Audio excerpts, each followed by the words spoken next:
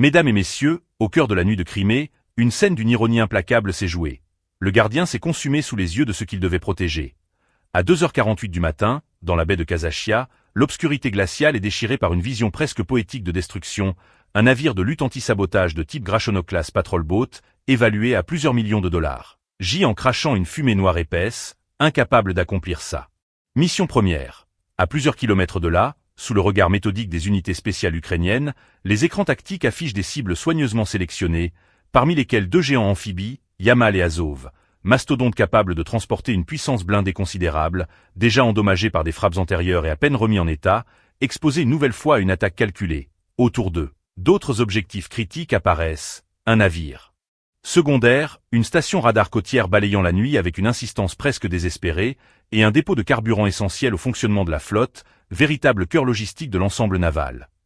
Le silence qui enveloppe le port n'est qu'une illusion, une tension suspendue avant l'impact, car l'opération qui se prépare vise à transformer ces masses d'acier en carcasses inutilisables. Au large, une plateforme discrète, le Magura V5, glisse à la surface de l'eau sans lumière ni bruit, exploitant la géographie et les limites de détection radar pour s'approcher, appliquant une logique d'infiltration asymétrique rappelant des précédents historiques où la surprise et la basse altitude rendaient la défense presque aveugle.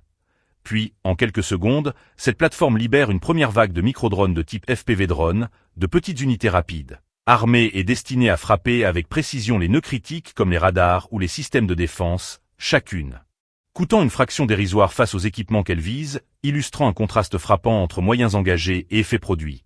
Dans le même temps, une architecture de communication aérienne est déployée, permettant de maintenir le contrôle et la coordination malgré les contraintes physiques de portée et de courbure terrestre, assurant que les unités en approche restent opérationnelles jusqu'à l'impact, au sol. La défense repose notamment sur des systèmes comme le Pantsir S1, capable de détecter et d'engager plusieurs cibles simultanément, mais confronté ici à une saturation et à une complexité croissante, où des objets de petite taille, volant à très basse altitude, réduisent le temps de réaction et compliquent l'interception. Lorsque les premières cibles entrent dans la zone de détection, les radars s'activent, les canons automatiques ouvrent le feu, projetant des rafales dans l'obscurité pour tenter d'intercepter des menaces difficiles à suivre, et c'est précisément à cet instant que les contraintes physiques et opérationnelles de la guerre moderne apparaissent dans toute leur brutalité, révélant un affrontement où la vitesse, la discrétion et la multiplicité des vecteurs remettent en cause l'efficacité des systèmes les plus sophistiqués.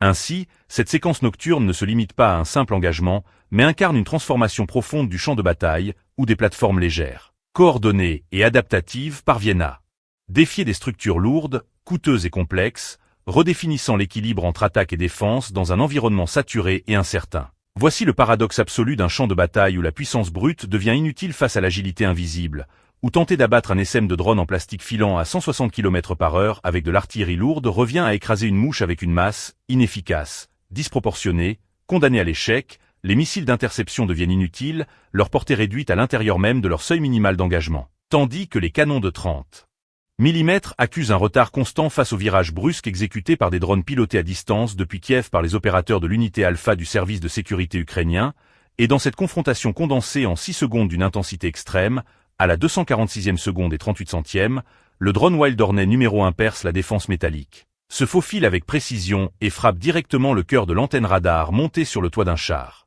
Une frappe chirurgicale visant l'œil même du système. 3 secondes plus tard, les numéros 2 et 3 surgissent des flancs et percutent les modules de lancement de missiles. En un instant, l'un des systèmes de défense aérienne les plus avancés vacille puis s'éteint définitivement.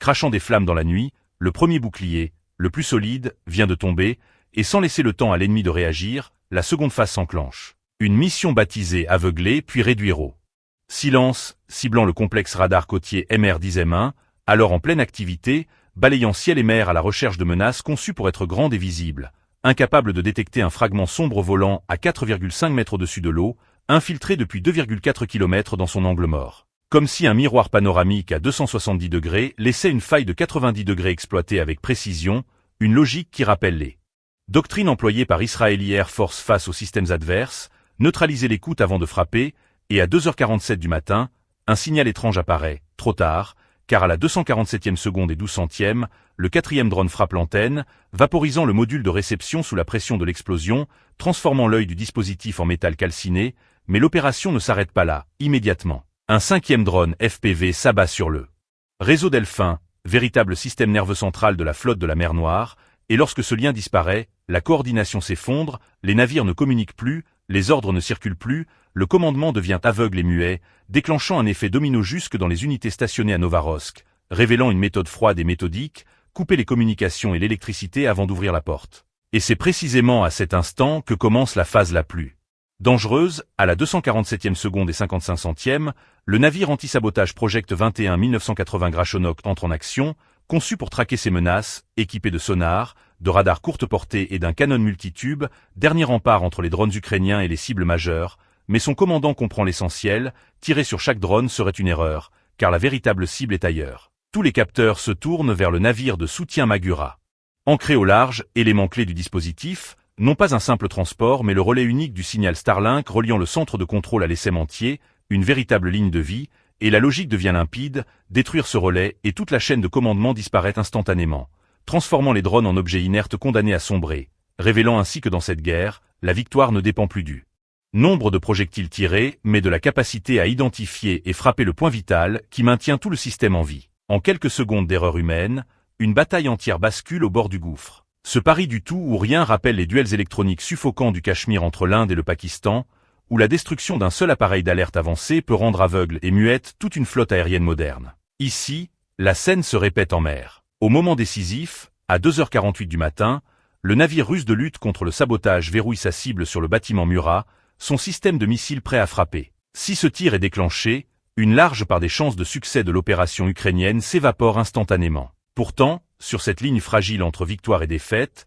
l'équipage russe commet une faute fatale, celle que seule la panique engendre. Au lieu d'agir dans la discrétion, il cherche à voir l'invisible. Un projecteur de 500 watts déchire la nuit, balayant la mer d'une lumière crue, tandis que des rafales traçantes percent l'obscurité. Ce geste, destiné à révéler l'ennemi, transforme le navire en balise éclatante, offrant sa position à tous les opérateurs adverses. À des centaines de kilomètres, un pilote ukrainien n'a plus besoin de capteurs sophistiqués. Il fixe simplement cette source lumineuse unique, pousse la puissance au maximum et fonce droit vers elle. En une fraction de seconde, l'impact survient. La charge creuse ne détruit pas seulement un projecteur anodin. Elle frappe au cœur du système, là où se trouvent les capteurs et le contrôle de tir. La lumière s'éteint brutalement. Les armes deviennent aveugles, les systèmes deviennent sourds, et le navire, pourtant intact en apparence, est réduit à une coque inutile dérivant dans le silence. Pendant ce temps, la cible protégée survit intacte dans l'obscurité, démontrant une fois de plus que la guerre moderne récompense la précision et punit l'exposition.